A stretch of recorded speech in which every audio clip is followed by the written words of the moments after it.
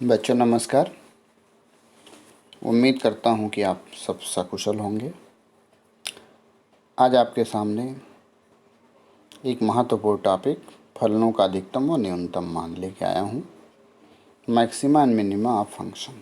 जो बच्चों आप लोगों ने फंक्शन पढ़ा है, जो डिफरेंट एनालिसिस पढ़े हैं, उसका आपको ये देखना है कि उसकी मैक्सिमम वैल्यू और मिनिमम वैल्यू कैसे निकाली जाएगी और उसका यूज क्या है। तो बच्चों ये टॉपिक विशेषकर बीए प्रथम वर्ष के बच्चों के लिए अत्यंत ही महत्वपूर्ण है और मैं उम्मीद करता हूँ कि आप सभी ध्यान से सुनेंगे और समझेंगे। तो देखिए बच्चों, यहाँ पे आपके सामने आपको ये मैं समझा रहा हूँ कि फलनों का अधिकतम और न्यूनतम मान किसे कहते हैं। तो देखिए, गणित में किसी फलन के सबसे अधिक और सबसे कम मान को उस फलन का उच्चतम और निम्नतम मान कहा जाता है। इसे हम मैक्सिमा एंड मिनिमा अर्थात उच्चिष्ट और निम्निष्ट बहुवचन में कहते हैं। इससे अधिक व्यापक रूप से कहें तो किसी समुच्चय का उच्चिष्ट और निम्निष्ट उस समुच्चय के सदस्यों में सबसे अधिक और सबसे कम मान वाले सदस्य होते हैं। फलनों के चरम मानों को निकालना ही ऑप्टिमाइजेशन है और चरम मानों में मैक्सिमम भी आते हैं, मिनिमम भी आते हैं। अनुकूलतम को प्राप्त करने की प्रक्रिया वास्तव में चयनित चर राशियों को प्राप्त करने की प्रक्रिया है, प्राप्त करने का प्रयास है, जिनके विशिष्ट मान को वस्तुनिष्ठ फलन में अधिकतम और न्यूनतम मान कहते हैं। देखिए बच्चों, जो फलनों का अधिकतम है और न्यूनतम मान है, अर्थशास्त्र में इसके बहुत अधिक प्रयोग हैं। चाहे वो उपयोगिता फलन है, चाहे वो उत्पादन फलन है, चाहे वो लागत फलन है, चाहे वो लाभ का फंक्शन है, चाहे रेवेन्यू है, चाहे प्रोडक्टिविटी है, सारी जगहों पे मैक्सिमा और मिनिमा का प्रयोग होता है। तो इसलिए बच्चों आपको ये समझना है कि इसे हम कैसे निकालेंगे। हमने आपको बता दिया मैक्सिमा क्या है। मैक्सिमा क्या? ऑप्टिमाइजेशन। अगर हमें प्रोडक्शन में देखना है कि हमें प्रोडक्शन अधिकतम करना है तो भी हमें मैक्सिमा निकालनी होगी। तो कुल मिला के एक उत्पादक, एक उपभोक्ता, एक फर्म, एक व्यापारी जो एक इष्टतम दशा प्राप्त करना चाहते हैं, अनुकूलतम अवस्था प्राप्त करना चाहते हैं, अनुकूलतम अवस्था में न्यूनतम लागत पर अधिकतम लाभ निकालना, न्यूनतम व्यय पर अधिकतम संतुष्टि को प्राप्त करना, ये बच्चों है इष्टतम या ऑप्टिमाइजेशन। कम से कम खर्च पर अधिक से अधिक कल्याण अर्जित करना, ये है ऑप्टिमाइजेशन। कम से कम खर्च, इसे हम मिनिमा कहेंगे। अधिक से अधिक कल्याण, इसे हम मैक्सिमा कहेंगे। तो आपको ये देखना है, आपको ये समझना है कि जो आर्थिक विश्लेषण में मैक्सिमा और मिनिमा का इतना यूज है, उसे हम कैसे निकालेंगे। देखिए बच्चों, एक डायग्राम के माध्यम से आप समझें। इसको मैं थोड़ा बड़ा कर दे रहा हूँ आपके सामने। देखिए, एक कर्व है। सपोज दैट यही कर्व हमने ले लिया है। जेड बिंदु पर देखिए,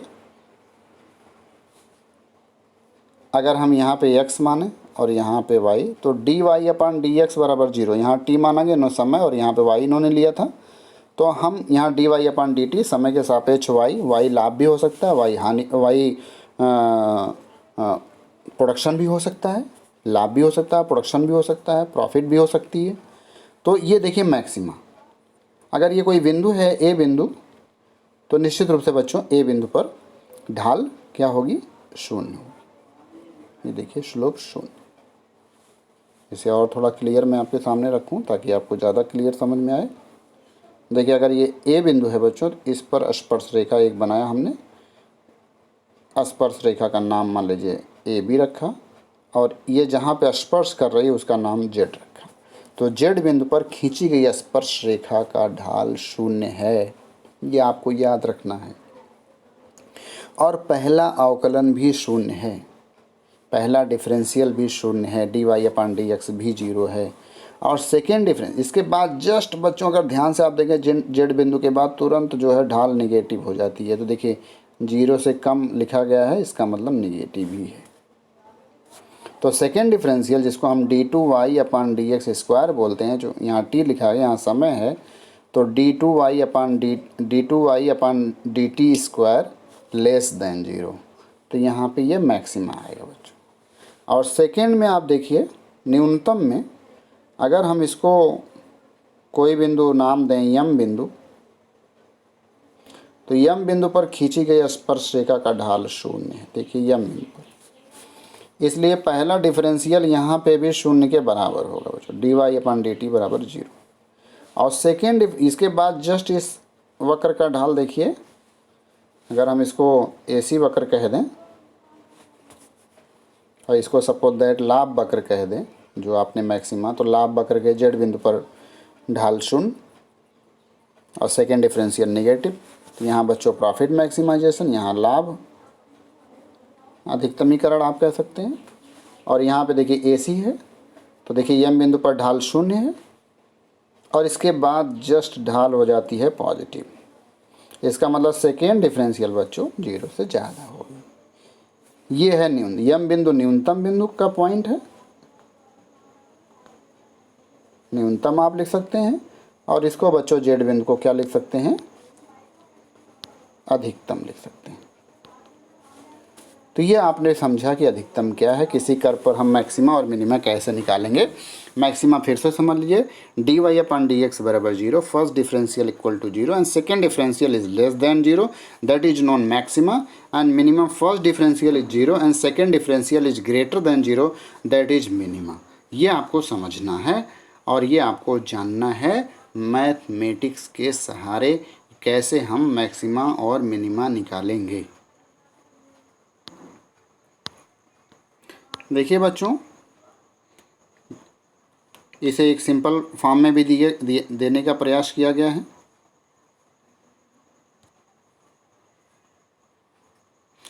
देखिए चरम बिंदु की प्रकृति बताई गई है आपको, थोड़ा सा इसको बड़ा आप देखें।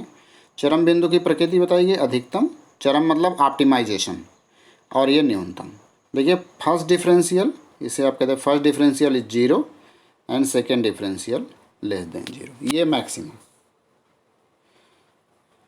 फिर ऑप्टिमाइजेशन की दूसरी अवस्था है न्यूनतम मान प्राप्त करना, तो फर्स्ट डिफरेंशियल बच्चों 0 and second differential greater than 0, ये मिनिमम। ये फलन के माध्यम से आपको दिखाएगा कि जब हमें y बराबर x के रूप में कोई फलन मिले या x बराबर y के रूप में हमें कोई फलन मिले, तो हम first differential equal to 0 and second differential less than 0, या हम फर्स्ट डिफरेंशियल बराबर 0 सेकेंड डिफरेंशियल ग्रेटर देन 0 के माध्यम से मैक्सिमा और मिनिमा निकालेंगे, जिसे आपको एक सिंपल सा एग्जाम्पल के सहारे हमने आपको समझाने का प्रयास किया है। देखिए एक सवाल हमने लिया है, छोटा सा सवाल है, बहुत ही सरल सवाल है बच्चों। y बराबर x power 3 minus 12 square plus 36x plus 8 दिया गया है और ये पूछा जा रहा है ऑप्टिमाइजेशन ज्ञात। ऑप्टिमाइजेशन में मैक्सिमा और मिनिमा दोनों ज्ञात कीजिए। तो हमें देखिए x के दो मान मिलेंगे, एक मान पे y मैक्सिमम आएगी और दूसरे x के मान पे y मिनिमा आएगी। और ये बच्चों y जो है, जो y दिया गया है, ये y लाभ भी हो सकता है, प्रॉफिट भी हो सकता है, प्रोडक्शन भी हो सकता है, रेवेन्यू भी हो सकता है, वेलफेयर भी हो सकता है। और ये जो x है बच्चों, ये क्वांटिटी ऑफ प्रोडक्शन भी है, जिसे हम क्वांटिटी कह सकते हैं। तो x के ऐसे दो मान ज्ञात कीजिए जिस पर y के मान अधिकतम और न्यूनतम प्राप्त हों। ये हमें समझना है और आपको समझना है पूरी तरह से, जिसे हम आपको बहुत ही सिंपल सी भाषा में, शब्दावली में आपको समझाएंगे, एनालिसिस में समझाएंगे। देखिए पहले हमने फलन लिख लिया है, y बराबर x पावर, ये पूरा फलन लिख लिया। इसका देखिए पहला डिफरेंशियल हम करने जा रहे हैं 0 के बराबर। तो पहला डिफरेंशियल देखिए x पावर 3 का बच्चों हमने आपको बार बार समझाया है, ऑफलाइन क्लासेज में आपको भली बात समझाई गई थी कि y बराबर एक्स पावर 3 को हम 3 देखिए गुणांक में कन्वर्ट हो जाएगा, तो 3x², 3 में से 1 घट जाएगा, 3x 3 - 1 हो जाएगा। माइनस देखिए 12x पावर 2 है तो हो जाएगा 2 × 12 x 2 - 1 हो जाएगा। अब प्लस 36 और x पावर 1 है तो 1 में से 1 निकालेंगे बच्चों।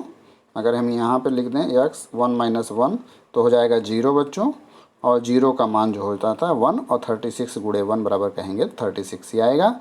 तो इसलिए हो जाएगा हमारे सामने यहाँ पे 3x² ऋण 24x + 36 ये हो जाएगा बराबर 0। देखिए बराबर 0 यहाँ लिखा गया है यह बराबर 0। अब आप ये देख रहे होंगे कि यहाँ पे 3x² 24x - +36 बराबर 0, 3 बच्चों कॉमन है तो 3 को हम सब में डिवाइड कर देंगे तो हो जाएगा ये x² ऋण 8x + 12 बराबर 0। अब ये देखिए दो घात समीकरण बन गया बच्चों। बहुत ही ध्यान से समझिए, एक सवाल आपको समझ में आएगा, पूरा मैक्सिमा मिनिमा आपको आ जाएगा यहीं, और बहुत ही सिंपल। आप ये समझिए। अब देखिए 12 का हम गुणनखंड करेंगे, जिससे ये 12 है इसका गुणनखंड करेंगे, जैसे जोड़ने और घटाने पर कितना आ जाए ऋण 8।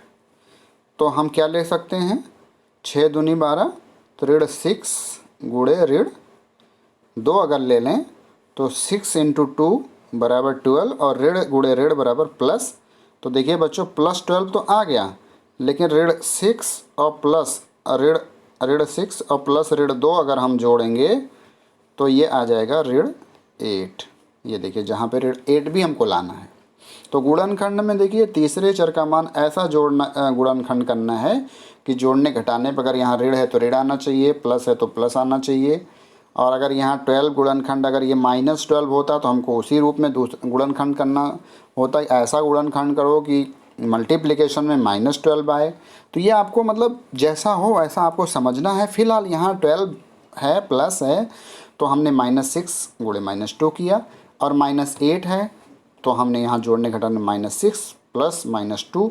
तो देखिए ऋण गुणे प्लस करेंगे तो ऋण ही आ जाएगा, तो ऋण 6 ऋण 2 जोड़ देंगे तो बच्चों ऋण 8 आ जाएगा। तो यह आप समझ लें, भली भांति समझ लें, बार बार इसको देखें और यहाँ पे, ताकि आपको पूरा क्लियर होता चला जाए। अब आप देखिए ये हो गया बच्चों x² ऋण 6x ऋण 2x + 12 बराबर 0। दो घात समीकरण बन गया, गुणनखंड भी हमने कर दिया। अब देखिए x² ऋण 6x हो गया तो इसमें x कॉमन है, तो देखिए x कॉमन ले लेंगे तो बचेगा x ऋण 6 एक कोष्टक में। और यहाँ ऋण 2 कॉमन ले लेंगे, चूँकि 2 यहाँ पे 2 × 12 तो ऋण 2 कॉमन ले लेंगे बच्चों, और यहाँ पे भी बचेगा x ऋण 6, इसको एक कोष्टक में बंद कर देंगे। तो देखिए x ऋण 6 को हम एक कोष्टक में कर देंगे, और x ऋण 2 को बच्चों एक कोष्टक में कर देंगे। तो दो चीज़ें हमको मिल गई, एक आ गई x ऋण 2 और दूसरी आ गई बच्चों x ऋण 6 बराबर 0। ये आपको समझना है। तो जैसे ही देखिए अब x ऋण 2 बराबर अगर 0 है तो निश्चित रूप से x बराबर कितना हो जाएगा 2। उसी तरह से x ऋण 6 बराबर 0 है तो x बराबर हो जाएगा बच्चों 6। तो x के 2 मान आ गए। अब इन दोनों मानों पर हमें ये देखना है कि किस x मतलब क्वांटिटी, x के किस मान पर फलन का मान मैक्सिमम होगा और किस मान पर यह न्यूनतम होगा, ये हमें देखना है। और देखने के लिए अभी हमने पहला डिफरेंशियल किया 0 के बराबर, अब हम सेकेंड डिफरेंशियल करेंगे। किसका करेंगे सेकेंड डिफरेंशियल? पहला डिफरेंशियल का जो वैल्यू आया था यहाँ पे हमारे सामने 3x² ऋण 24x + 36, इसका हमको द्वितीय अवकलन करना पड़ेगा। पहला अवकलन किया 0 के बराबर, x के 2 मान आए गए। अब हमें ये देखना x के किस मान पर फलन का मान अधिकतम है, किस मान पर न्यूनतम, उसको देखने के लिए पहला जो अवकलन हमने किया था, जो पहला अवकलन करने के बाद जो फंक्शन हमारे सामने आया था बच्चों, उसका हमें द्वितीय अवकलन करना पड़ेगा। तो अब हम चलते हैं द्वितीय अवकलन की तरफ। देखिए हमारे सामने द्वितीय अवकलन जैसे हमने, अगर हम उसको चाहें तो यहाँ पे लिख देंगे। देखिए द्वितीय अवकलन जैसे ही हमने किया, यहाँ पे देखिए, यहाँ से हम ले आते हैं 3x² 24x + 36। तो देखिए 3x² ऋण 24x + 36। ठीक, अब देखिए 3x² का डिफरेंशियल करेंगे तो 3 × 2 = 6, तो यहाँ पे आ गया 6x ऋण 24x, तो x पावर 1 है, तो 24 × 1 बच्चों बराबर 24, और 36 का अवकलन क्या हो जाएगा, 0। तो अब हमारे पास सेकेंड डिफरेंशियल आ गया 6x ऋण 24। ये आपको माइंड में रखना है कि अब हमने सेकेंड डिफरेंशियल कर दिया, पहला डिफरेंशियल किया, अब उसका हमने दूसरा, पहला डिफरेंशियल करने के बाद x के 2 वैल्यू आए, 2 गुणनखंड तोड़ने पर। अब पहला डिफरेंशियल जो किया था उसी का हम सेकेंड अवकलन किए, जो हमारे सामने आएगा 6x ऋण 24। अब बच्चों जो 6x ऋण 24 आया है, उसी में इसी फलन में हम एक बार x का मान 2 रखेंगे और एक बार x का मान 6 रखेंगे, तो देखेंगे कि फलन का मान क्या आता है। तो देखिए पहली बार अगर हम x बराबर 2 रखते हैं, जो हमारे पास 6x ऋण 24 है, तो इसमें देखिए 6x 6x के जहाँ 2 रख दिया, तो 6 × 2 ऋण 24, तो 6 × 2 -24 बराबर 6 × 2 बराबर हो गया 12, -24 बराबर देखिए 12 - 24 बराबर बच्चों आ गया ऋण 12। देखिए ऋण 12, और ऋण 12 का मान क्या है, 0 से कम। क्या है, 0 से कम। किसका मान आया ऋण 12, d2/dx² का मान 0 से कम आया। तो हम ये कह सकते हैं कि जैसे ही 0 से कम आया, तो ऐसी स्थिति में बच्चों अब यहाँ पे देखिए x बराबर 2 पर y बराबर जो हमारा फलन है, उस y के फलन में जैसे ही हमने वैल्यू रखी, जैसे ही हमने देखिए फलन वैल्यू रखा, वैल्यू आ गई 40, x बराबर 2। इसका मतलब है 40 क्या है, मैक्सिमम है। हमने आपको बताया था कि सेकेंड डिफरेंशियल तय करता है कि फंक्शन की वैल्यू मैक्सिमा होगी कि मिनिमा होगी। तो जैसे ये ऋण 12 आया, ये तय हो गया कि x बराबर 2 पर मैक्सिमा होगा, और x बराबर 6 पे भी हम चलते हैं, देखते हैं कि x बराबर 6 की वैल्यू क्या आती है। तो देखिए अब देखिए यहाँ पे x बराबर 6 पर देखिए 6x, जैसा कि आपको पता है 6x -24 यहाँ दिया भी है, यहाँ दिया गया है 6x। देखिए ये ऋण 24, तो 6 × 6 -24 बराबर आ गया 12, +12 आया। अब बच्चों +12 निश्चित रूप से, जो +12 है वो निश्चित रूप से 0 से अधिक है। देखिए वहाँ पे माइनस में आया था, जो 0 से कम थी, यहाँ प्लस में आया 0 से ज़्यादा, अर्थात x बराबर 6 पर फलन का मान देखिए न्यूनतम होगा। यहाँ पे लिखा फलन के समीकरण में x बराबर 6 रखने पर हमें फलन का मान न्यूनतम ज्ञात होगा। देखिए जो इस प्रकार है, यहाँ फलन का मान रख के दिखाया भी दिया गया। यहाँ पे वैल्यू कितनी आ रही है, 8 आ रही है, वहाँ पे वैल्यू आई 40, तो 40 मैक्सिमा हुआ, 8 मिनिमा हुआ। तो इस प्रकार आप कह सकते हैं कि x बराबर 2 पर बच्चों, x बराबर 2 पर मान क्या आएगा, मैक्सिमा, और x बराबर 6 पर मिनिमा। ये तय कहाँ से होगा, सेकेंड डिफरेंशियल से। ये तय कहाँ से होगा बच्चों, सेकेंड डिफरेंशियल पे, जैसा हमने आपको बताया था कि ये सेकेंड डिफरेंशियल ही ये हमारे सामने ये तय करता है कि फलन की वैल्यू क्या होगी। और वो सेकेंड डिफरेंशियल देखिए, पहला देखिए बच्चों, इसको आपको बार बार हम देखिए फिर दोबारा स्लाइड ला के दिखा रहे हैं कि आपको याद रखना है dy/dx बराबर 0। यहाँ t है, उससे आपको कोई दिक्कत नहीं, यहाँ x भी हो सकता है, t भी हो सकता है, या कोई और चीज़ भी हो सकती है।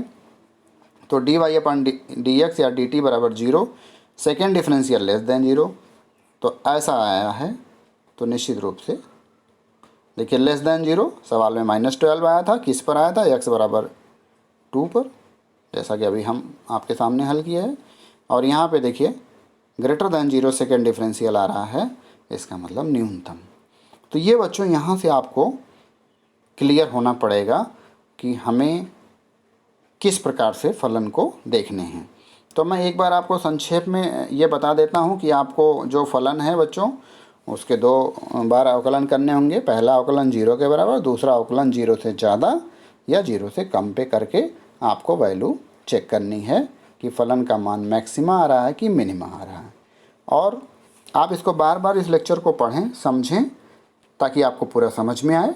और इसी के आगे मैं पुनः आपके सामने लेके आऊँगा अगले लेक्चर में इसके डिफरेंट और भी यूज क्या है, मैक्सिमम प्रॉफिट क्या है, मिनिमम कास्ट क्या है, एसी मिनिमाइजेशन कैसे आएगा, प्रॉफिट मैक्सिमाइजेशन कैसे आएगा। मैं आगे 1-2 सवाल आपके सामने और लेके आऊँगा। तो निश्चित रूप से मैं उम्मीद करता हूँ कि आप ध्यान से समझे होंगे। और आप से एक फिर से कहना है कि आप इस चैनल को लाइक करके रखिए, सब्सक्राइब करके रखिए, ताकि जैसे ही लेक्चर आपके सामने आए, जैसे ही हम लेक्चर दें, तुरंत आपको मिल जाए और आप इकनॉमिक्स का अच्छा ज्ञान प्राप्त कर सकें। थैंक यू, धन्यवाद।